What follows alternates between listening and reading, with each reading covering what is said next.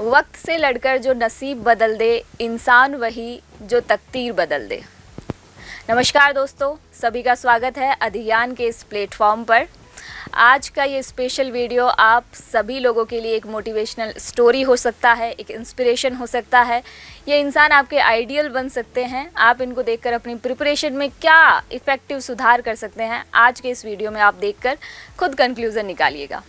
आज हम किसके बारे में आपको इंट्रोड्यूस करवाने वाले हैं, तो मेरे साथ आज जतिराम गुर्जर सर बैठे हैं और इनकी स्टोरी तो हम खुद इन्हीं के मुंह से सुनेंगे, लेकिन मैं आपको इनके बारे में थोड़ा सा आपको एक्सप्लेन कर दूं कि ये जो शख्सियत हैं, इन शख्सियत को जयपुर में रहने वाले सभी विद्यार्थी शायद जानते होंगे, यहाँ के सभी टीचर्स जो हैं वो भी जानते होंगे।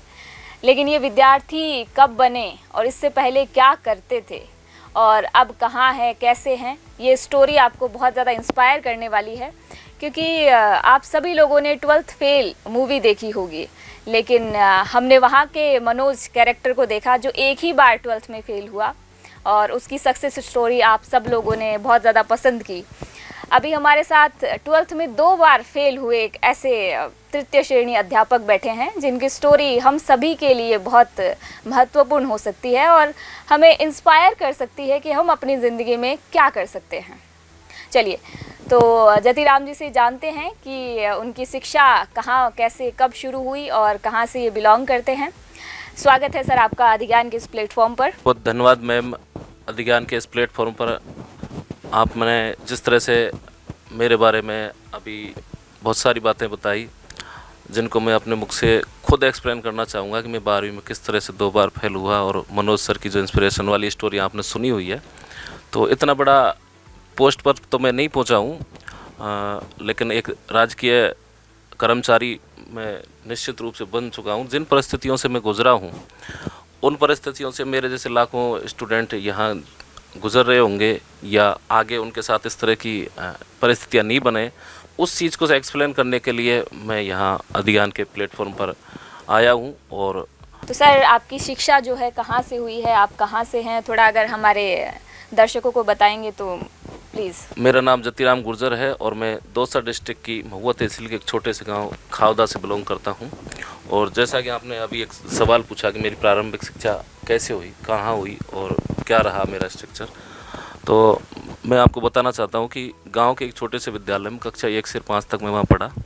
उसके बाद 3 किलोमीटर पास में पावटा गांव पड़ता है, वहाँ पर संजीव सीनियर सेकेंडरी स्कूल से मैंने 10वीं पास की। बहुत अनुशासित पढ़ाई की वहाँ तक। उसके बाद वहाँ अनुशासन से जैसे हम बाहर निकले तो 11वीं 12वीं एक गवर्नमेंट स्कूल में फिर शिफ्ट हो गए। वो हिंडौन तहसील पड़ती है करौली डिस्ट्रिक्ट में, वहाँ। और हम पढ़ाई में वहाँ लगातार पिछड़ते चले गए। और आपको एक विशेष बात बता देता हूँ कि मैं 12वीं क्लास में मैथ साइंस थी मेरे पास, 2003-04 में एग्ज़ाम दी और मैं फेल हो गया। एक बार तो फेल होने के डर से एग्ज़ाम ही नहीं दिया। दूसरी बार 2004 और 5 में जब एग्ज़ाम दिया तो मैं बिल्कुल 0 नंबर आए मेरे, और मैं फिज़िक्स, केमिस्ट्री और मैथ में बिल्कुल फेल हो गया। उसके बाद घर वालों ने मना कर दिया कि भाई आपको पढ़ने की ज़रूरत नहीं है और खेती बाड़ी का काम संभालो। तो फिर वहाँ से मैंने घर वालों से एक लास्ट चांस मांगा और पड़ोस के उसी विद्यालय में जहाँ अनुशासित हमने पढ़ाई की थी, क्योंकि हम अनुशासन से बाहर निकल गए तो आवारा हो गए, वहाँ से ही वापस जब हमने 12वीं की पढ़ाई शुरू की, दोबारा ढंग से पढ़े, तो 12वीं 2006 में मैंने क्लियर कर ली। उसके बाद यूजी किया मैंने उसी विद्यालय जो प्रमोट होके कॉलेज के रूप में तब्दील हो गया। उसके बाद 2009 में बीएड में मेरा नंबर आया है Hindaun Saurabh college, Saurabh TT college Hindaun city, काफ़ी अच्छा कॉलेज है। 2009-10 में वो सत्र था, 1 साल का ही होता था उस टाइम। उसके बाद आगे की पढ़ाई के लिए पीजी किया। पीजी में 1-2 बार थोड़ा सा साल भर का गैप रहा है मेरे। फिर 2013-14 में मैंने एमएड किया उसी सौरभ कॉलेज से।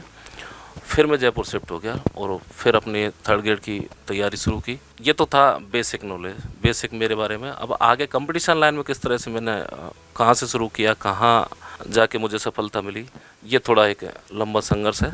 तो सर, आपकी प्रारंभिक शिक्षा के बारे में हमने जान लिया, लेकिन आपने बीच में कहा कि 12th के बाद आपके घर वालों ने फेल होने के बाद आपको बोल दिया कि कुछ काम वाम करो अब। तो आप बेसिकली किसान फैमिली से बिलोंग करते हैं, तो घर वालों ने किसानी करने के लिए बोल दिया। तो इस दौरान आपने कभी सोचा नहीं कि मुझे कुछ काम कर लेना चाहिए, मुझसे शिक्षा के क्षेत्र में इतना बेहतर कार्य नहीं हो पा रहा, तो मैं कुछ काम कर लेता हूँ। तो क्या कुछ काम किया है आपने कभी इस दौरान? जैसा कि घर वालों ने पहले ही बोल दिया था, 2005-6 में जब मैं फेल हो गया था, तो 6 में मैंने क्लियर कर लिया था 12वीं। उसके बाद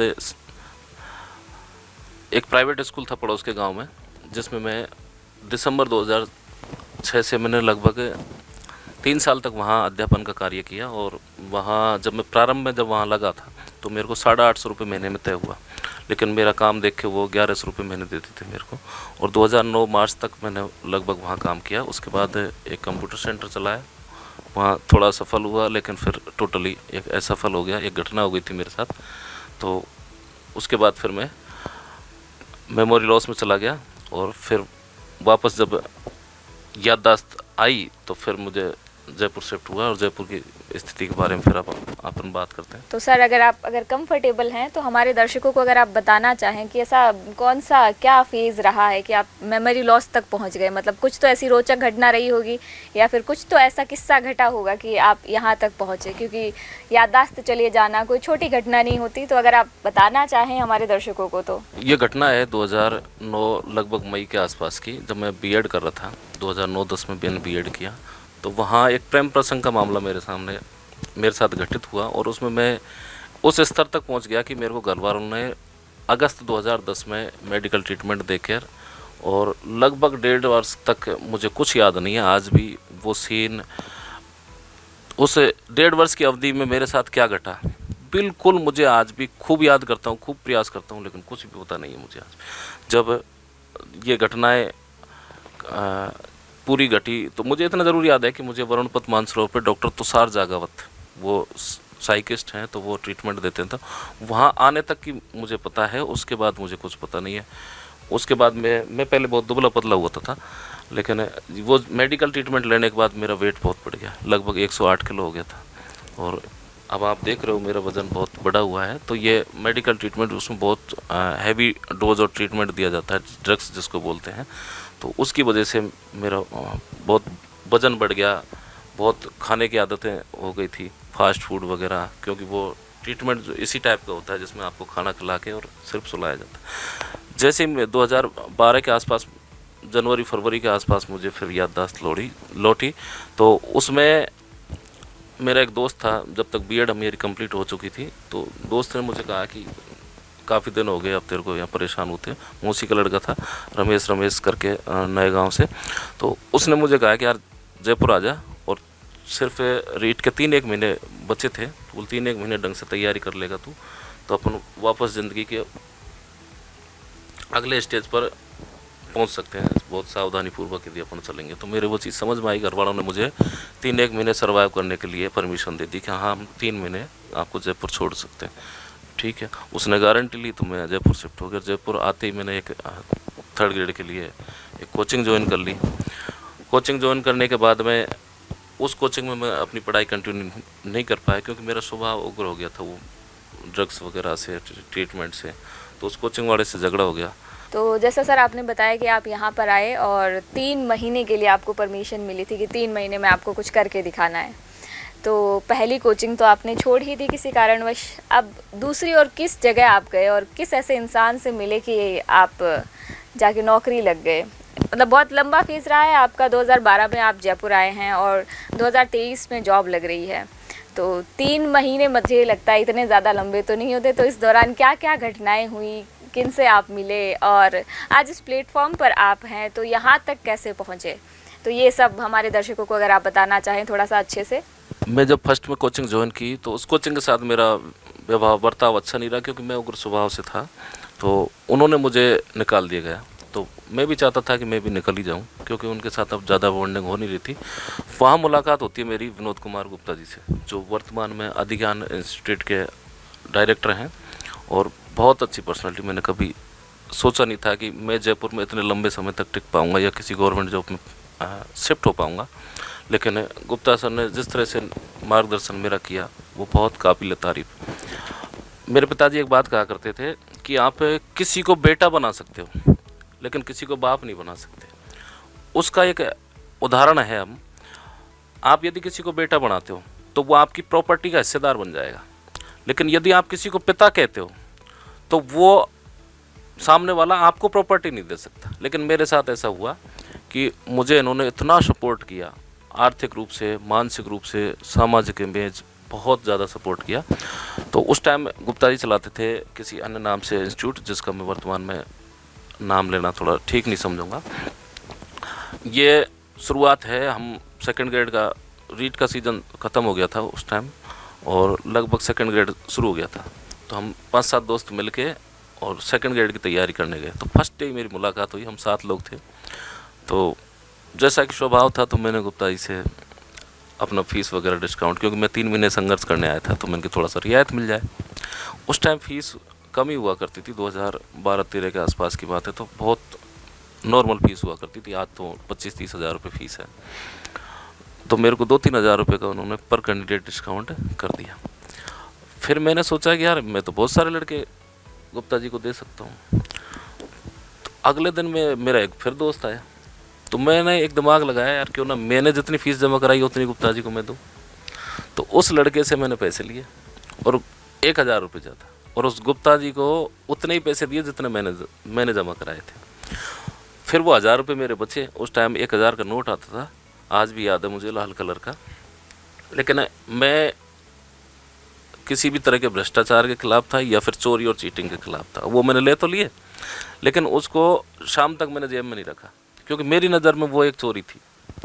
फिर मैंने किसी दोस्त से पूछा, यार इसको क्या करना है? कि बोलिए जयपुर है प्यारे, शुरू हो जाए यहाँ से। उस दिन से लेकर आज तक मैंने लगभग एडमिशन करा कर हर शौक़ पूरा किया है। लोग पढ़ लिख के नौकरी लग के शौक़ पूरा करते हैं, मैंने पहले सारे शौक़ पूरे किए हैं और उसके बाद पढ़ लिख के नौकरी लगाऊँ मैं। पिछला 2021 वाला जो रीट लगा था, 2018 में हमारे पास एक कोचिंग थी गुप्ता सर के निर्देशन में, जिनमें 5500 के आसपास मेरा ऑन रिकॉर्ड एडमिशन है, एक ही कोचिंग में, एक एग्ज़ाम के अंदर। अब आप लगाओ 5500 गुना 1,000 रुपये के हिसाब से, इतने सारे एडमिशन तो 2019 में किए हुए मैंने, 18 से शुरू की थी। बहुत ज़्यादा उम्र तो रही नहीं होगी सर आपकी 2012 में, तो अचानक से युवा अवस्था में जब इतना पैसा आ जाता है तो मन में भटकाव आ जाता है कि इस पैसे को कहाँ खर्च करें।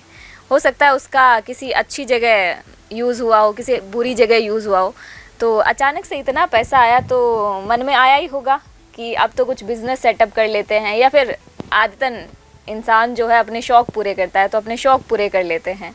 फिर यूँ अचानक से फिर से ऐसा कौन सा दौर आ जाता है या फिर से पढ़ाई में लग जाते हैं, क्योंकि इतना पैसा आने के बाद तो मन में भटकाव आना बहुत ही स्वाभाविक सी बात है।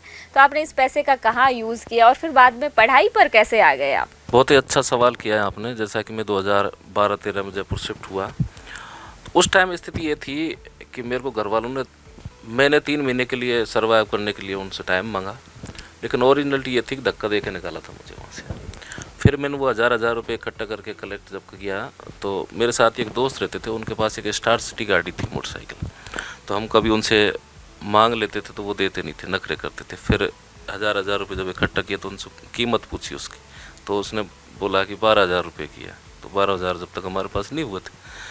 फिर एक ही दिन एक ऐसा टाइम आया कि एक बैच स्टार्ट हुआ, तो उसमें एक ही दिन में हमने 53,000 रुपये कमाए, यानी 53 लड़कों का एडमिशन कराया। उसके बाद मैं गुप्ता सर की नज़रों में थोड़ा सा तेज़ चढ़ गया।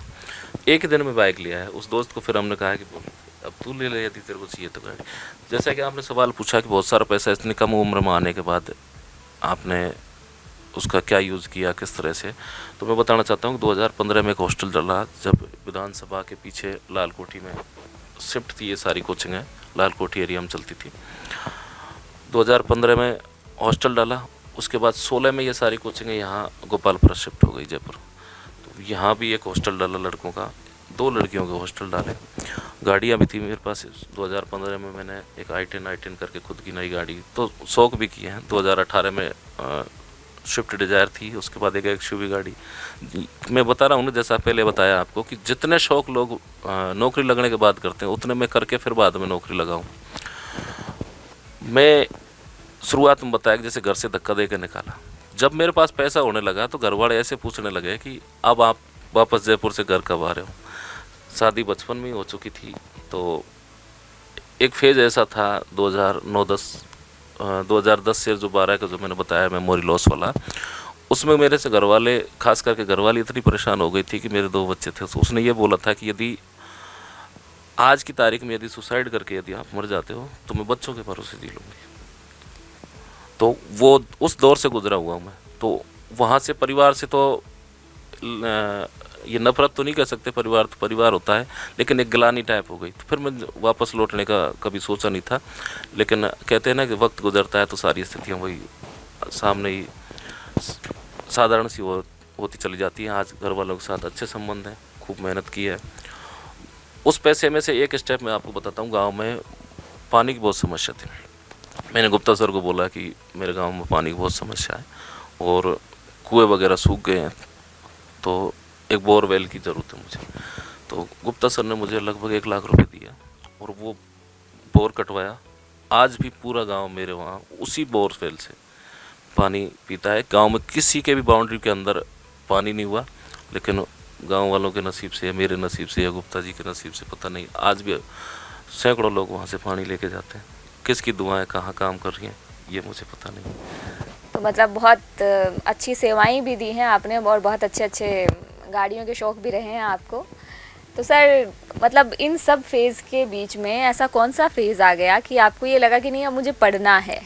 तो ये क्योंकि पढ़ाई तो इतने लंबे पीरियड में, आप 2012 में आए हैं, 3 महीने की पढ़ाई और फिर उसके बाद काम स्टार्ट हो गया, जॉब कह सकते हो आप, बिज़नेस कह सकते हो। तो ये बिज़नेस जब स्टार्ट हो गया था तो इस बीच ऐसा क्या पड़ाव आया कि आप फिर पढ़ाई पे शिफ्ट हो गए और अभी आप वर्तमान में कार्यरत हैं? तो थोड़ा सा ये स्टोरी भी हम जानना चाहेंगे। जैसा कि सबको पता है कि अच्छा काम मेरा चल रहा था, आपको पता है, और 2020 से मार्च के आसपास होली का त्यौहार था और मुझे अच्छे से याद है कि होली पर हमने कोचिंगों की छुट्टियां कर दी थी, हॉस्टल्स वगैरह की सारी छुट्टियां कर दी थी। इतना लंबा खिंच जाएगा कोरोना आ गया था वो छुट्टियों के तुरंत बाद ही, तो छुट्टियों के बाद सारा काम स्टार्ट हो नहीं पाया था। और कोरोना साल भर खिंच जाएगा या इस स्थिति से लोग गुजरेंगे, कितनी उसमें ट्रेजेडी हुई है, कितने लोगों ने अपने खोए हैं। तो वो एक लगभग साल भर का गैप था और हर कुछ यथास्थिति ठहर गया था। हमारा सारा काम धंधा, कोचिंग, गाड़ी घोड़े, सारी चीज़ें।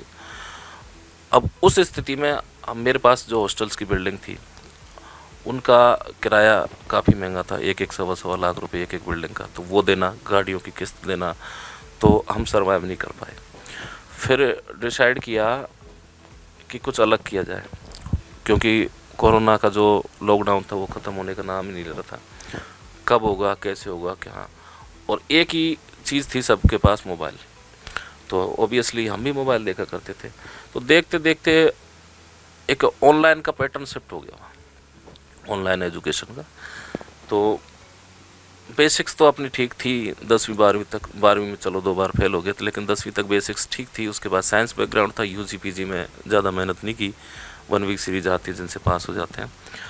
फिर ये 5-7 साल का जो गैप लगा उसमें हम पढ़ाई से बिल्कुल दूर रहे। तो एक अचानक ही मैं मोबाइल देख रहा था कोरोना में, लगभग जून जुलाई के आसपास की बात है। तो एक पढ़ाई के प्रति जो वीडियो उस टाइम ट्रेंडिंग में आ गए थे, पढ़ाई को ऑनलाइन किया जाए, छोटे बच्चों की, बड़े बच्चों की, गवर्नमेंट स्कूल्स की, सबने अपना एक प्राइवेट स्ट्रक्चर अपना तैयार कर लिया था। उसी स्ट्रक्चर में मुझे काफ़ी रोचक लगा, क्योंकि मैं मोबाइल पर बहुत सारा वक्त गुजारता था, क्योंकि सभी गुजारते थे उस टाइम, तो ऑब्वियसली बात है। तो मैंने वहाँ से यूट्यूब वगैरह से क्लासें लेना शुरू किया। फिर अचानक मेरे दिमाग में आया कि अब पढ़ते हैं। किसी दिन ये कोरोना जैसी घटना है, इसमें बिज़नेस का कोई स्टेबिलिटी नहीं है, क्योंकि मेरा खुद का ख़त्म हो गया सारा कुछ, गाड़ियों की किस्त वगैरह सारा। 2021 में गाड़ियाँ भी सारी बिक गई थी।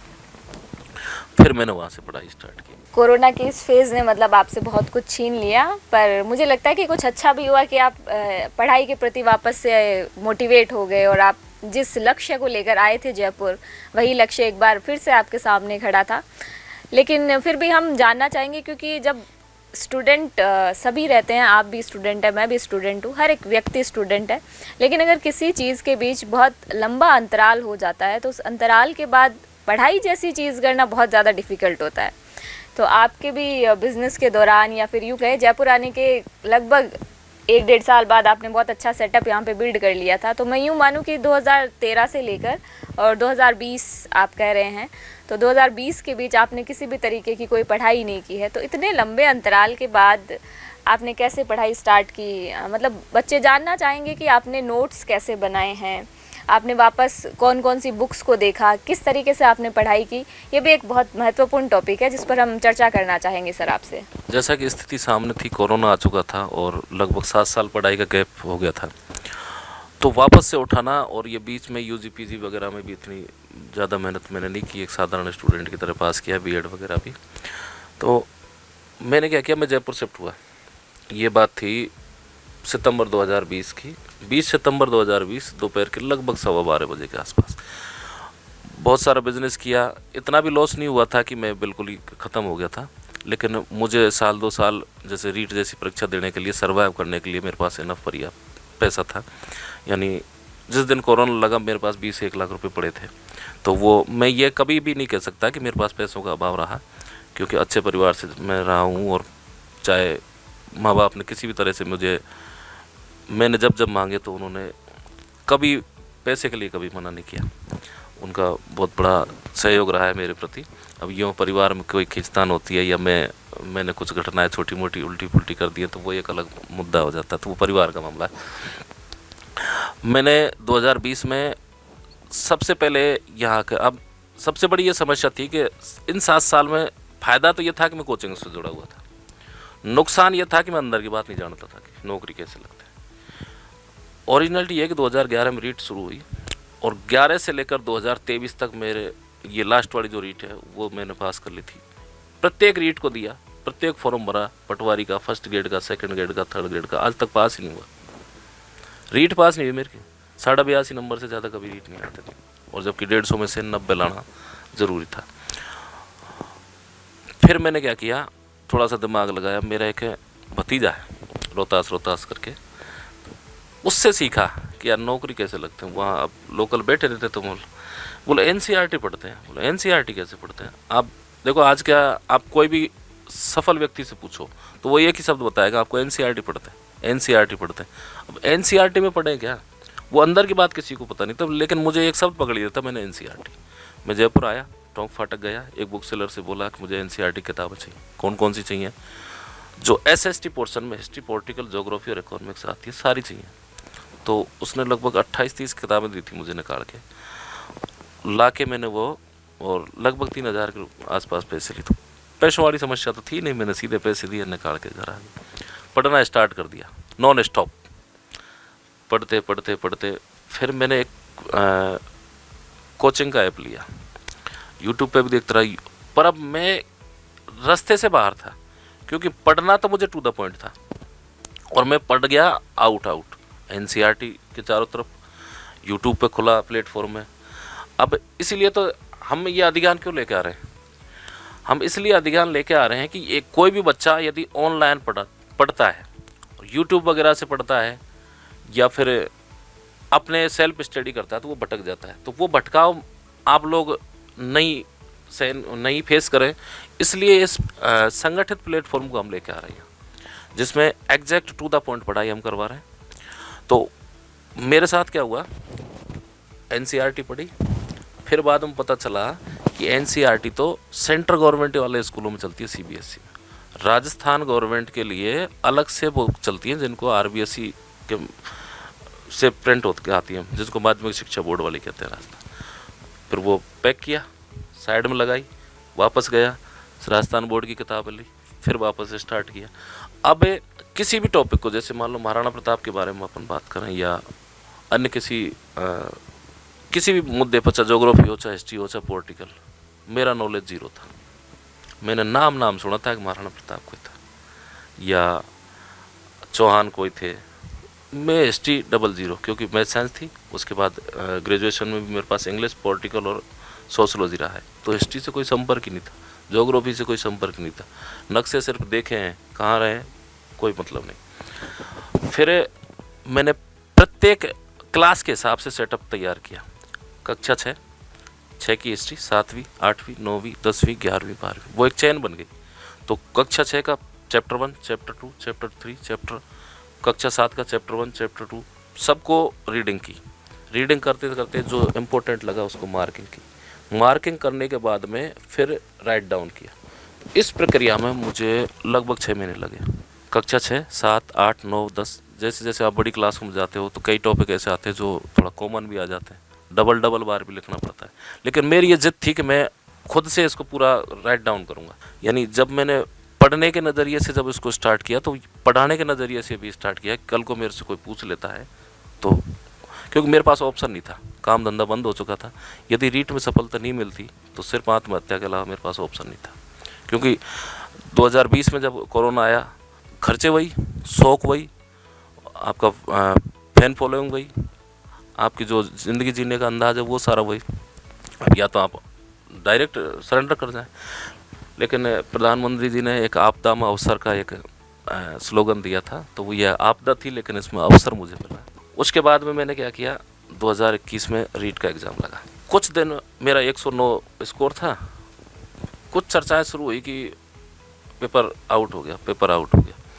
तो अब इसको मैं अपना सौभाग्य समझूं या दुर्भाग्य, वो पेपर आउट होना मेरे लिए और भी लकी रहा। क्योंकि 6 महीने में वो सिलेबस तैयार किया, उससे पहले एनसीईआरटी का भी तैयार किया। वो बेमतलब की पढ़ाई या इर्द गिर्द की बात करें अपन रीट के सिलेबस की, और हम पढ़ रहे थे पूरा ब्रह्मांड।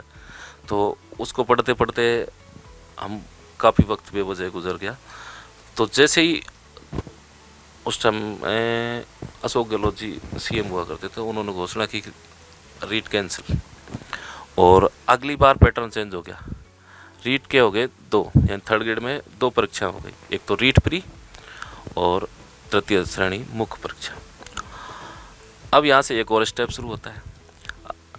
यहाँ जो अभी जो हमने पढ़ी हुई आरबीएसई वाली किताबें थी वो चलन से बाहर हो गई, क्योंकि ये 2021 में जो रीट लगी थी तो 20-21 वाले सिलेबस से लगी थी। तब तक वो एनसीईआरटी की जो मैंने फर्स्ट में जो वहाँ से खरीदी थी, वो 25-30 किताबें जो थी वो चलन में आ गई। सीबीएसई का सिलेबस सेम पैटर्न पर चालू हो गया है। और फिर उसमें स्पष्ट लिखा आया, माध्यमिक शिक्षा बोर्ड जो रीट पात्रता परीक्षा लेता है 2021-22 के सिलेबस के अकॉर्डिंग आपकी पात्रता परीक्षा होगी।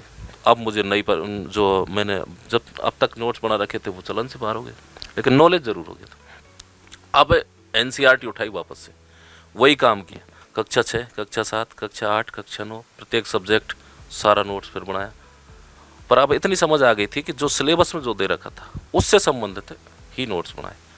उसमें थोड़ा पढ़ने की क्या पढ़ना है क्या नहीं पढ़ना है वो हमने सीख लिया था। क्योंकि एक बार असफलता ही मानूंगा, 109 पे मेरा सिलेक्शन होने वाला था नहीं, क्योंकि लोगों के 125, 30, 35, 40, 146 तक भी स्कोर थे, क्योंकि पेपर वायरल हो गया था। अब इसमें सरकार ने उसको आउट माना तो ये एक बहुत गंभीर समस्या थी। वो तत्कालीन सरकार की सफलता असफलता वो उसका मुद्दा है, अपन को उस पर ज़्यादा नहीं बोल सकते। फिर रीट दोबारा लगी। रीट में मेरे 112 या 17 करके कुछ नंबर है। उसके बाद थर्ड ग्रेड में भी फिर सिलेबस चेंज था। वहाँ आपको 70 नंबर सब्जेक्ट के थे, 80 नंबर उसमें भी जीके के थे। जीके में भी आपको करंट का था। करंट में भी स्पोर्ट वाला पोर्शन मुझे आज भी नहीं होता कौन सा खिलाड़ी, क्योंकि सेम नाम और कभी कोई क्वेश्चन कहाँ से आ जाता है। स्पोर्ट वाले में था, बहुत कमज़ोर हूँ स्पोर्ट वाला। चाहे मुझे खेलों का शौक है, लेकिन क्रिकेट के बारे में तो आपको कुछ ही बता दूंगा। 96 से लेकर आज तक क्या हुआ वो मुझे पता है। फिर क्या हुआ, फरवरी 2023 में एग्ज़ाम लगी।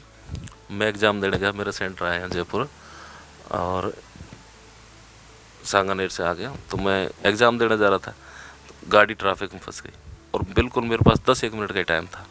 अब भांजा बैठा था मेरे पास, मैंने कहा यार या तो मैं ट्रैफिक में गाड़ी छोड़ के भागूंगा इधर, तो लेकिन संयोग ऐसा था कि वो खुल भी गया और मैं एग्जैक्ट टाइम पे वहाँ पहुँचा। मेरे सामने पेपर आया, तो जिसमें भतीजे का नाम लिया रोहतास, उसकी बात मैं बता रहा था। उसको क्या है, उसका एसएस पोर्शन बहुत अच्छा। आज का जो समय है आप देख रहे हो कि प्रत्येक लड़का जो 12वीं पास कर गया है वो ग्रेजुएशन करते करते आरएस की तैयारी कर रहा है, चाहे उसका आईक्यू लेवल कुछ भी है। क्योंकि ये घर वालों की एक विचारधारा बन चुकी है कि हमें अच्छी तैयारी करवानी है। बच्चे का क्या लेवल है कोई पता नहीं। साइंस में यदि कोई बच्चा बैकग्राउंड से है तो उसको 10वीं पास करने के बाद में नीट की तैयारी कर रहा है। यदि मैथ वाला कोई बच्चा है तो उसको जी की तैयारी कर, लेकिन बच्चे से कोई नहीं पूछ रहा पढ़ाना क्या है। तो ये एसएस वाला पोर्शन भी तो कहीं जाएगा। तो अब थोड़ा सा टाइम दे के देखो कि सबसे ज़्यादा नौकरियां एसएस वाले ले रहे हैं। जिस भतीजे की मैं बात कर रहा हूँ उससे बड़ा भी राजस्थान पुलिस में लगा, किस बेस पर लगा, उसका हिस्ट्री पॉलिटिकल ज्योग्राफी अच्छा था। जिस भतीजे रोहतास की मैं बात कर रहा हूँ उसने रीट एक लगती थी, 2018 की बात है, जीके में 60 क्वेश्चन आते थे जीके के, उसके 58 सही हैं। और सब्जेक्ट इंग्लिश का, उस बस इंग्लिश में उसके मीडियम क्लास था वो। तो अब आप अंदाज़ा लगाओ, जिस 60 क्वेश्चन में से 58 जिसके सही है तो उसको नौकरी लग रही। तो मैंने वो टारगेट किया कि मुझे ये 58 ही सही करना है ना। तो मैंने जैसे ही वहाँ पेपर देखा 2023 वाला रीट, वो मेन का 3rd ग्रेड का पेपर एवरेज था, मैंने फर्स्ट राउंड में 125 क्वेश्चन किया। अब इसके पीछे भी लॉजिक बताऊं, पेपर कई शिफ्टों में था, बीएसटीसी वालों का भी 2-3 शिफ्ट में था और सब्जेक्ट के हिसाब से अलग अलग था। तो फर्स्ट डे जब एक पेपर लगा तो उसमें स्पोर्ट्स वाले बहुत सारे क्वेश्चन आए। अब स्पोर्ट वाला में पोर्शन मेरा बिल्कुल ही ख़राब था, करंट वाला जी, जो शायद 10-1 क्वेश्चन आने थे। तो मैंने एक लंबे लंबे वीडियो देखे, एक दिन के लिए फुल डिप्रेस हो गया मैं कि यार तेरे से कुछ नहीं आना, 10 क्वेश्चन थे तेरे सीधे ही गए, कंपटीशन बचा 140। रात भर नोट्स बनाए फिर, और नोट्स बनाने का इतना टैलेंट था मेरे अंदर कि मैं, मान लो आज अपन यहाँ से शुरू करते हैं आज से, तो मैं कल आपको इसी टाइम में यहीं मिल जाऊँगा। मैं 22 घंटे राइट डाउन करता रहता नोट्स, मेरी इस उंगली में बिल्कुल काले डार्क हो गए थे। और ये 1-2 दिन नहीं, मार्किंग करने बैठ गया, एक किताब पूरी सल्टाता था, चाहे 6वीं की है, किसी भी सब्जेक्ट की पूरी मार्किंग करता था। लिखने जब लग गया तो शुरू किया, पूरी किताब लिखने के बाद ही खड़े होते थे। ये दैनिक जो क्रियाएं वो तो करते ही हैं, लेकिन कहीं आना जाना, किसी से कोई संपर्क नहीं, यार दोस्त मित्र सारे खत्म। उसके बाद जो पेपर जिसकी मैं बात कर रहा हूँ कि रीट में जो फर्स्ट लेवल का जो पेपर आया था जीके, जिसमें वो करंट वाला क्वेश्चन पूछा था, बहुत सारे राइट डाउन किए। अब लड़कों ने क्या गलती की, वो कई यूट्यूब चैनल जो ज्ञान देते हैं उन्होंने कहा कि नेगेटिव मार्किंग है और ज़्यादा अटैम्प्ट नहीं करें, तो लोगों ने 105, 6, 10 तक अटैम्प्ट किए। अब ये नेचुरल सी बात है कि कट ऑफ खूब जाएगी। लड़के 2018 के बाद में एग्ज़ाम हुई नहीं थी, 21 में लेवल 1 की एक वो जो हमारी एग्ज़ाम कैंसिल हुई थी उसके बाद उनका तो हो गया था, वो ज्वाइनिंग भी मिल गई। तो पढ़ाई का स्तर भी, टेक्नोलॉजी जब आ गई थी, ऑनलाइन एजुकेशन, तो उससे काफ़ी हाई हो गया था। जब मेरे जैसा पढ़ सकता तो मेरे से रेगुलर पढ़ने वाला तो कितने स्तर पर पहुँच गए होंगे। तो वहाँ से मैंने सोचा, मैंने फिर उन लड़कों को जो एग्ज़ाम दे के आए उनसे फीडबैक लिया, भाई क्या स्कोर है। तो एक एवरेज 150 जो क्वेश्चन आते हैं उसमें से 20, 1, 18, 20, 18 करके आता है नेगेटिव, क्योंकि उसने 12वीं पास करने के बाद बीएसटीसी कर रखी होती है और उसको ज़्यादा फेल होने का अनुभव नहीं है। तो उसने, सब ने वो कब, किसी के 85 आए, किसी के 90। अब मेरे को ये तो कन्फर्म था कि 20 तो मेरे भी गलत होंगे, तो 125 तो वो थे, अब 20 गलत होंगे ही, बचे 105, उसमें से 7 चले जाएंगे, कट ऑफ में नहीं आने वाला। 10 और टका थी, 134 क्वेश्चन करके आया था मैं, 125 और 10 अपनी और 9 रिस्क लेके, तो काट पीट के मेरे 91 के आसपास बचे थे, 180.99 कुछ नंबर आए थे। फिर मैंने आके पूछा लोगों से क्या रहा पेपर का, तो दोस्तों ने भी खूब बताया, यार मेरे भी इतने आ रहे हैं, मेरे भी इतने आ रहे हैं। फिर जैसे आंसर की आती है, जैसे एक ओरिजिनलिटी होती है कि धीरे धीरे धीरे धीरे कटते जाते हैं। ये आपकी आंसर की के अनुसार मेरा क्वेश्चन सही है तो वो मैंने मान लिया, पड़ोसी की के अनुसार नहीं है तो वो नहीं माना। फिर शुरू हुआ एक कट ऑफ का दौर, इतने आ रहे हैं, इतने आ रहे हैं। तो जो हमें फ्रेम में रखता था वो तो हमें अच्छा लगता था, 2-2 बार देखते थे, फॉरवर्ड करते थे कि यार इसके अनुसार हमें आ रहा है। और जो टीचर हमें फ्रेम से बाहर कर देता था, जिसको एक कोचिंग है विशेष, पर मैं यहाँ नाम नहीं लूँगा, ठीक नहीं लगेगा, डिमोटिवेट करने के बाद में कुछ कोचिंगों को तो हमने उनको यूट्यूब चैनल्स को ब्लॉक किया। इतने क्वेश्चन भूल जाओ, अगली तैयारी शुरू करो। अबे हमारे पास तो ऑप्शन ही नहीं है, सुसाइड का अलावा अगली बार क्या करेंगे, क्योंकि जो पूरा माल मसाला था वो तो ख़त्म हो चुका था। ओरिजिनलिटी बात यह है कि यदि इस भर्ती में मेरा सिलेक्शन नहीं हुआ, वो नहीं होता, तो जहाँ से शुरू किया था ना 2013, वहीं आ जाता मैं वापस लौट के। तो रिज़ल्ट आया, डबल में मेरा नंबर आ गया 158। जिस कैटेगरी से है मैं बेसिकली गुजर जाति से हूँ और पूर्वी राजस्थान के 200 डिस्ट्रिक्ट, तो वहाँ काफ़ी बाहुल्य क्षेत्र है। दौसा है, करौली है, भरतपुर है, सवाई माधोपुर है, गंगापुर है, धौलपुर है, तो ये काफ़ी एरिया हमारा टच में होता है। ये एडमिशन का जो काम भी शुरू किया था ना, तो ये मेरे पास, यानी आपको एक विशेष बात बता देता हूँ कि 2013 के बाद कोई भी लड़का दौसा से, करौली से, भरतपुर से, सवाई माधोपुर से, अलवर से, गुजर जाति का घर से जब चलता था ना, तो मेरे पास फ़ोन आ जाता था कि मैं एग्ज़ाम देना, मैं एडमिशन लेना है मेरे को, मैं कोचिंग तैयारी करने आ रहा हूँ। इतनी पकड़ थी मेरी।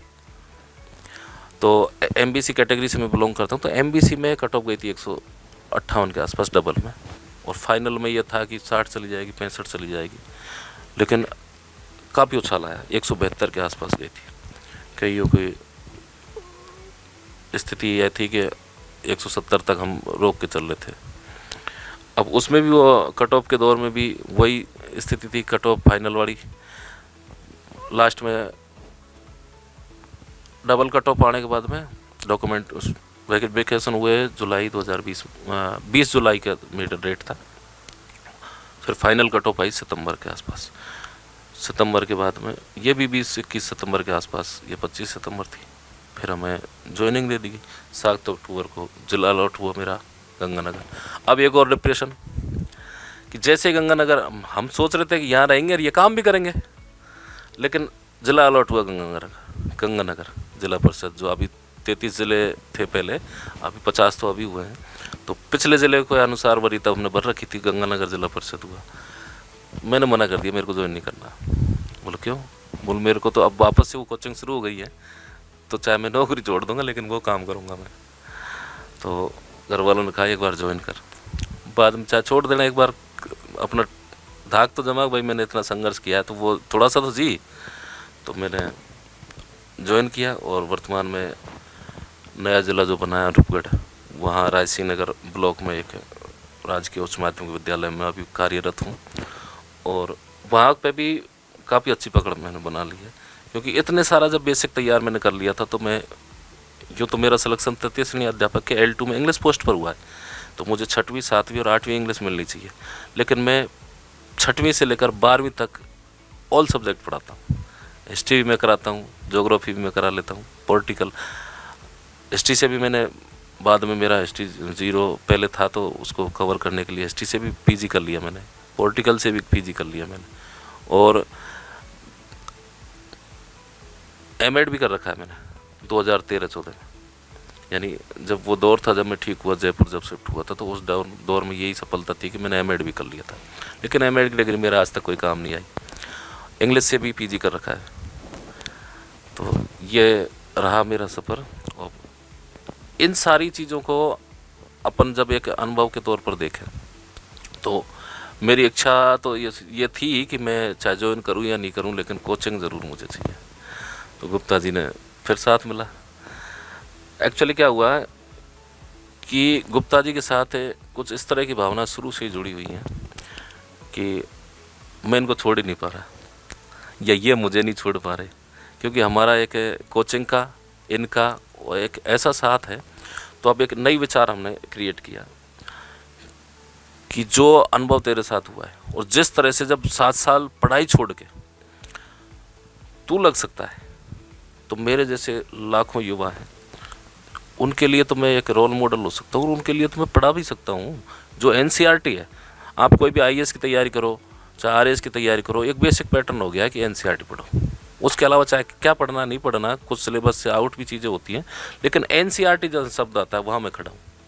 आपको 6वीं से लेकर 12वीं तक चैप्टर वाइज हिस्ट्री में पढ़ा दूंगा, जो ज्योग्राफी है, पॉलिटिकल है, इकोनॉमिक्स तो 9 से 12 ही आती है, 6 से 8 तो आती नहीं है। तो ये एनसीईआरटी वाला पोर्शन में अभी आपके एक सपोर्ट के रूप में यहाँ इस अधिगान कोचिंग में टीच करूँगा। वैसे मुख्य सब्जेक्ट तो यहाँ आपके हिस्ट्री, पॉलिटिकल, ज्योग्राफी, जो धुरंधर यहाँ बैठे हुए हैं वो तो पढ़ाएंगे ही पढ़ाएंगे। यही एक नवाचार है हमारे इस कोचिंग का कि आपको एनसीईआरटी का सॉल्यूशन मिल जाएगा यहाँ। आप कोचिंग पैटर्न में भी देखते हो, यहाँ जयपुर में आज हाई फीस हो गई है, लोगों को लूटना हो गया है। एक एक कोचिंग में, एक एक बैच में 1500, 2-2 हज़ार बच्चे बैठ रहे हैं। हम 0 से शुरू कर रहे हैं, ये साफ़ सुथरी बात है। और मैं आपको ये यकीन दिलाना चाहता हूँ कि अगले 6 महीने में हम जिस तरह से कोचिंग चलाएंगे, जिस अंदाज में कोचिंग, जितनी मेहनत हम करेंगे नोट्स पे, एनसीईआरटी पैटर्न पे, ऑनलाइन ऑफलाइन, मैं दावे के साथ कह सकता हूँ कि हमें 6 महीने में जयपुर में नंबर 1 कोचिंग बन के उभरेंगे। काफ़ी संघर्ष भरी रही है सर की स्टोरी, और हमने देखा कि बहुत लंबे टाइम के बाद और बहुत पैसा कमाने के बाद जो डाउनफॉल आता है, उस फॉल के बाद में जहाँ बहुत सारे लोग ये सोच लेते हैं कि नहीं अब कुछ नहीं बचा है, वहाँ एक और बार प्रयास किया जाए, ये वाली सोच भी अपने आप में बहुत महत्वपूर्ण है। वरना अचानक से यूँ सब ख़त्म हो जाए और पता चले कि अब कुछ ही समय के लिए सर्वाइव कर सकते हैं, तो या तो उसको जी भर के जी ले या फिर उसी समय में ऐसी मेहनत कर ले कि आगे जो अपने शौक़ थे वो वापस से पूरे किए जा सकते थे। जो संघर्ष सर ने किया है वो सराहनीय है और आपसे काफ़ी बच्चे जो हैं, मैं खुद आपसे बहुत कुछ सीख रही हूँ कि स्टूडेंट की जो जर्नी होती है उस जर्नी में बहुत लंबे समय तक सिटिंग कर पाना, बैठ के किताबों के सामने, फ़ोन कोई भी चला लेगा, आप 2 दिन बोलो चला लेंगे और बहुत सारी जनरेशन कर रही है ये, लेकिन वही कि 20-22 घंटे अपनी नींद को, बाकी सारी चीज़ों को इग्नोर करके, फैमिली को इग्नोर करके, शादी हो गई है, बच्चे भी हैं, तो बहुत बढ़िया सर की फैमिली है, इन्होंने बताया उनको कैसे इग्नोर किया और कैसे पूरा ध्यान लगा दिया कि इस बार तो कुछ करना ही है। तो ये बहुत इंस्पायरिंग स्टोरी रही है। और आप जिस क्षेत्र से आते हैं, जिस कम्युनिटी से आते हैं, अभी भी राजस्थान के अंदर आरक्षित क्षेत्र है वो और आरक्षण प्राप्त है, तो कहीं ना कहीं यूँ हम कह सकते हैं कि इस कम्युनिटी में इतनी जागरूकता पैदा नहीं हुई है। और अब आप जैसे लोग जो हैं इस कम्युनिटी से बाहर निकलकर बाकी सभी कम्युनिटीज़ के लिए रोल मॉडल बन रहे हैं। तो अधिज्ञान के साथ आप जुड़े हैं सर, और आप जिस क्षेत्र से आते हैं, जैसे आपने बताया कि आप दौसा और आसपास के सारे डिस्ट्रिक्ट्स में बहुत अच्छी पकड़ बना रखे थे कि वहाँ से कोई भी स्टूडेंट कोचिंग के लिए आ रहा है तो आपसे एक बार सलाह मशवरा करेगा। तो ऑब्वियस बात है अब वापस से वही जनरेशन है और हो सकता है कि कुछ जनरेशन की भी अगली जनरेशन आ गई होगी, तो सभी लोग चाह रहे होंगे कि अब फिर से आप आए हैं तो एक बार फिर से आपसे जुड़ें। और अगर आप किसी कोचिंग के साथ जुड़ रहे हैं तो लोगों की एक्सपेक्टेशन जो है उस क्षेत्र के लोगों की, स्टूडेंट्स की और ज़्यादा बढ़ जाएगी। तो ऐसे में आप उन लोगों के लिए अलग क्या करेंगे? अधिज्ञान जो है उन लोगों के लिए स्पेशल अगर कुछ करना चाहे तो वो क्या करेगा, वो भी हम जानना चाहेंगे कि इस पूर्वी क्षेत्र के अंदर जो भी बच्चा पढ़ने के लिए आ रहा है अधिज्ञान में, आपके थ्रू आ रहा है, तो आपकी क्या कार्यवाही रहेगी, आप कैसे सहयोग करेंगे उनको? जैसा कि आपने बताया कि डाउनफॉल आने के बाद में रिकवर करना, उसके बाद में एक अच्छी सफलता प्राप्त करना। देखो, मैं ये तो तृतीय श्रेणी अध्यापक की पोस्ट पर ही सिलेक्शन हुआ, ये तो कोई IAS या RAS की पोस्ट नहीं है, लेकिन जिस दौर से मैं गुजरा हूँ वहाँ से तृतीय श्रेणी अध्यापक बनना भी एक थोड़ा सा अपने आप में गर्व की बात है। तो राजस्थान में 7.5 करोड़ जनसंख्या है, उनमें से 5-10 लाख के कर्मचारी होंगे, तो आप देख सकते हो कि कौन सी वाली परसेंटेज में आ गया हूँ मैं। बिजनेस यूँ तो बहुत से लोग करते हैं, खूब कमाते हैं। आप जयपुर में देखो, पड़ोसी के आपने अच्छा मकान बनाया, पड़ोसी बहुत बढ़िया मकान कल ही तैयार कर देगा। जैसा मैंने पहले भी बताया, आपको भी नॉलेज में है कि मैं बेसिकली गुजर जाति से बिलोंग करता हूँ, गुजर कम्युनिटी। तो ये कोई एक जातिवाद से बड़ा टॉपिक तो नहीं है, लेकिन सभी समाज में हमारी पकड़ है। दौसा, करौली, भरतपुर, सवाई माधोपुर और अलवर और धौलपुर तक बच्चा जब घर से चलता है तो वो एक बार मेरा नाम उसकी फ्रेम में कहीं ना कहीं नॉन के उसका भी नॉन होगा तो मेरा नाम आ ही जाता है। कई बार क्या हुआ है, एक आपको रोचक स्टोरी बताता हूँ। एक लड़के का मैंने एडमिशन कराया, फ़ोन से हुआ, कभी उससे संपर्क नहीं हुआ।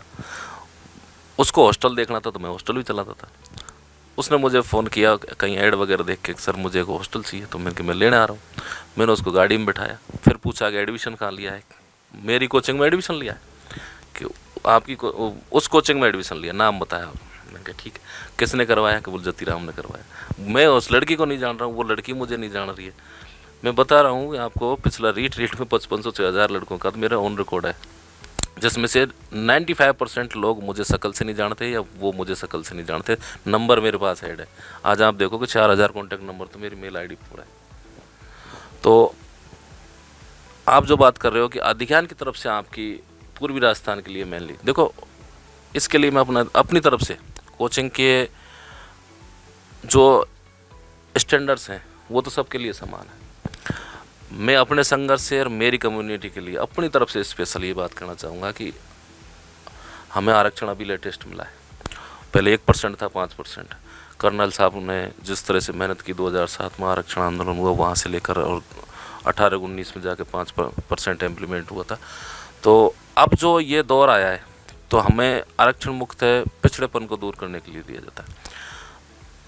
राजस्थान गवर्नमेंट ने इस साल रीट में महिलाओं के लिए 50% किया। तो हमारी जाति की जितनी भी लड़कियां हैं जिन्होंने BSTC कर रखा है, क्योंकि वो L1 के लिए ही है और शायद हो भी सकता है L2 के लिए भी हो जाए, तो विशेष तौर से मैं कहना चाहूँगा, आपने STC या B.Ed किया और ये जैसे मैंने 3 महीने सर्वाइव करने के लिए घर वालों से टाइम मांगा था, तो आजकल थोड़ा सा पढ़ाई का स्टैंडर्ड अप हो गया है, तो 3 की जगह 5 या 6 महीने, तो 6 महीने या सर्वाइव करने के लिए आपको 10,000 रुपये महीने मिनिमम चाहिए कोचिंग्स की फ़ीस।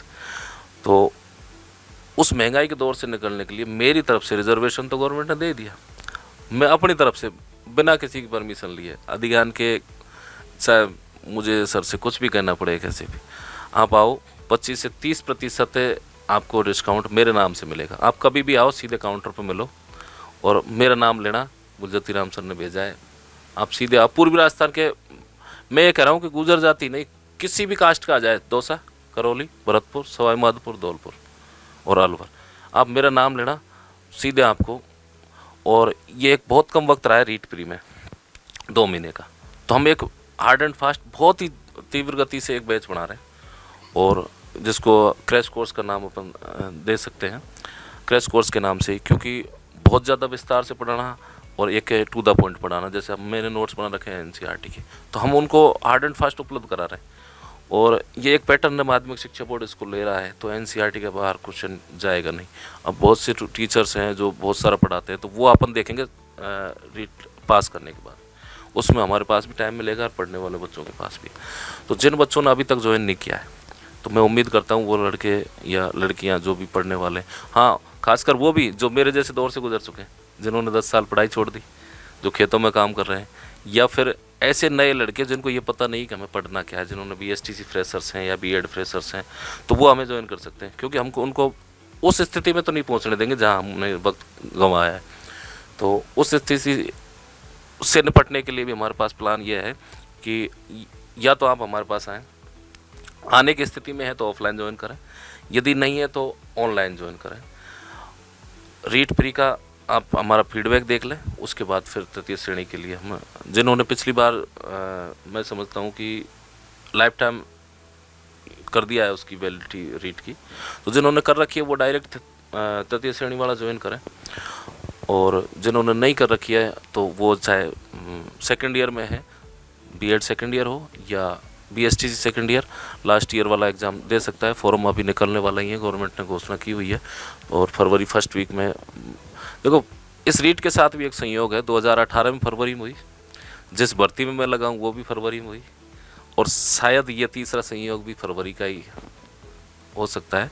तो इतना भी लेट ना हो जाए कि हम क्रैश कोर्स को भी फिर हाफ क्रैश करें, ऐसा नहीं, 2-1 महीने का टाइम है हमारे पास और आप ज्वाइन कर सकते हैं। पूर्वी राजस्थान का जो क्षेत्र है उसको मैं हैंडल करूँगा, बाकी आपका सहयोग और प्यार की हमेशा आवश्यकता रहेगी, किसी भी कास्ट से। मैं कोई जातिवाद संबंधित बात नहीं कर रहा, लेकिन मैं जिस कास्ट से हूँ उसका जो बैकवर्ड, आप आज भी करौली क्षेत्र में जाओ तो आपकी वहाँ की हालत देखो। ओरिजिनलिटी ये है कि हमें रिजर्वेशन चाहिए था और मिला है, और भी मिलना चाहिए था। तो आप वहाँ करौली में हालत देखो, वहाँ नेटवर्क नहीं पकड़ते, वहाँ ज़िंदगी को सर्वाइव करने के लिए पानी नहीं है। तो मैं ऐसी स्थिति से, ऐसे क्षेत्रों से आने वाले बच्चों से अनुरोध करना चाहूँगा कि यदि आपको कोई आर्थिक समस्या है तो मेरे से आके मिले, मैं चाहे जेब से दूंगा पैसे, चाहे सर के साथ कुछ भी झगड़ा करना पड़े तो मैं फिर इनके लिए भी लड़ जाऊंगा, कोई नहीं। तो मैं आपको यहाँ जयपुर में एक भाई बन के, एक दोस्त बन के, एक बेहतर सलाहकार बन के, एक टीचर बन के हर तरह की मदद करूँगा। तो ये सर की स्टोरी हमने सुनी, और स्टोरी के साथ साथ हमने एक इन्फॉर्मेशन भी यहाँ पर आपको दी है कि जो भी विद्यार्थी किसी ऐसे क्षेत्र से आ रहा है जहाँ पर ऐसी संभावनाएं नहीं है कि वो अपनी प्रिपरेशन को कंटिन्यू कर पाए, या फिर प्रिपरेशन तक पहुँच ही नहीं है उसकी, लेकिन मन में सपना है, जुनून है, तो सर के सहयोग से वो जयपुर में आकर अपना सपना सच कर सकता है। या फिर आप चाहें तो घर बैठे भी आप ये पॉसिबल कर सकते हैं कि कोई एक पोस्ट आपके नाम पर भी रिज़र्व हो जाए। तो सभी विद्यार्थियों को सर ने एक स्पेशल मैसेज भी दे दिया। इनकी स्टोरी इतनी इंस्पायरिंग है कि आप सभी लोग जो किसी भी कारणवश पढ़ाई छोड़ दिए हैं, फीमेल्स में होता है कि शादी हो गई तो नहीं कर पा रहे हैं, या फिर फैमिली जो है वो आर्थिक रूप से इतनी सक्षम नहीं है कि आगे पढ़ाई करवा सके। और बहुत से ऐसे लड़के भी हैं जो किसी कारणवश पढ़ाई नहीं कर पाए हैं, या घर की जिम्मेदारियों ने इतना जकड़ दिया कि काम शुरू करना पड़ा। लेकिन मन में कहीं ना कहीं वो इच्छा दबी हुई रह गई कि अगर मौका मिले तो हम भी पढ़ाई कर लेंगे और हम भी किसी एक पोस्ट पर लग जाएंगे। तो अगर ये जुनून आप में भी है, अगर आप भी ऐसा ही कोई सपना देख रहे थे और अभी भी वो सपना आपको झकझोर रहा है अंदर से कि एक बार हो जाए तो एक बार अंतिम प्रयास ज़रूर करेंगे, तो ये वही लास्ट कोशिश होगी आपकी सर के साथ, अधिज्ञान के साथ। बस करना आपको इतना है कि अपने अंदर का जुनून ज़िंदा रखना है और थोड़ी हिम्मत करनी है अधिज्ञान तक आने की, वो भले ही ऑफलाइन हो या ऑनलाइन हो। होपफुली आज का आपका ये जो वीडियो है आपको इतना इंस्पायर तो कर ही दिया होगा कि आप वापस से अपनी पढ़ाई को जहाँ पर भी आपने छोड़ दी है, या फिर किसी भी कारणवश वो मोटिवेशन नहीं आ पा रहा कि कैसे करूँ, किसके लिए करूँ, क्यों करूँ, तो आपका ये कैसे, क्यों, कब, ये सारे क्वेश्चन, इनके आंसर जो है आपको इस वीडियो से मिल गए होंगे। लास्ट में हम सर का बहुत बहुत शुक्रिया करते हैं कि अपने बिज़ी शेड्यूल में उन्होंने इतना समय दिया, और इस समय के लिए सर बहुत बहुत आभार हमारे दर्शकों की तरफ से, अधिज्ञान की तरफ से। सर से बाकी आगे भी आप बहुत सारी सलाहें ले सकते हैं, और सर के निर्देशन में ही अब आप अपनी पढ़ाई को सुचारू रूप से चला भी सकते हैं अधिज्ञान के साथ, ऑनलाइन और ऑफलाइन प्लेटफॉर्म पर। सर ने बहुत सी अच्छी अच्छी बातें बताई हैं, कुछ रोचक कहानियाँ भी रही हैं इनकी ज़िंदगी में। बहुत सारे लगातार पड़ाव आते रहे ऐसे कि कभी ऊपर कभी नीचे, लेकिन एक जुनून, एक हिम्मत, एक सपना कि इस बार तो कुछ करना है, सर ने वो कर दिखाया और हमें भी ऐसा ही करना है। आप सभी से अनुरोध है कि अधिज्ञान के इस प्लेटफॉर्म पर सर जो आए हैं गुप्ता जी के साथ एक इंस्पिरेशन लेके आए हैं उन सभी विद्यार्थियों के लिए जो किसी ना किसी वजह से अपने घर के अंदर अपने आप को दबाए रखे हुए हैं। उनको थोड़ा सा मौका मिले बाहर आने का, क्योंकि जयपुर बहुत बड़ी सिटी है, यहाँ सब लोग आ नहीं सकते, और सब लोग आ भी जाए तो एक करेक्ट गाइडेंस नहीं मिलेगी कि किस तरीके से करना है। सर ने वो ज़ीरो से स्टार्ट किया है, और ज़ीरो से वो हीरो कैसे बन गए ये जर्नी उनको आती है, तो वो किसी और को भी बना सकते हैं। जब आप एक बार सीख जाते हैं 1 से 10 तक जाना, तो आप दोबारा भी जा सकते हैं। तो सर को अब वो फार्मूला पता है, और वो फार्मूला उन सभी स्टूडेंट्स पे अप्लाई हो सकता है जो अधिज्ञान ज्वाइन करेंगे। तो आप सभी का बहुत बहुत धन्यवाद इस चैनल से जुड़े रहने के लिए, और अधिज्ञान में आप सभी जो हैं वो आमंत्रित हैं। हमारा नया ही बैच अभी रीट के लिए स्टार्ट हो रहा है, तो आप सभी सर के निर्देशन में वहाँ पर अच्छे से गाइडेंस ले सकते हैं, और कैसे अपना कैरेक्टर वाइज बिल्डअप करना है, आपको सेटलमेंट कैसे बिठाना है, आर्थिक भी मानसिक भी, तो ये सारी चीज़ें आप सर के साथ देख सकते हैं। तो हमारा रिसेंट सेमिनार जो हो रहा है आप सभी उसमें आमंत्रित हैं, और अधिज्ञान की तरफ से आप सभी को बहुत बहुत धन्यवाद।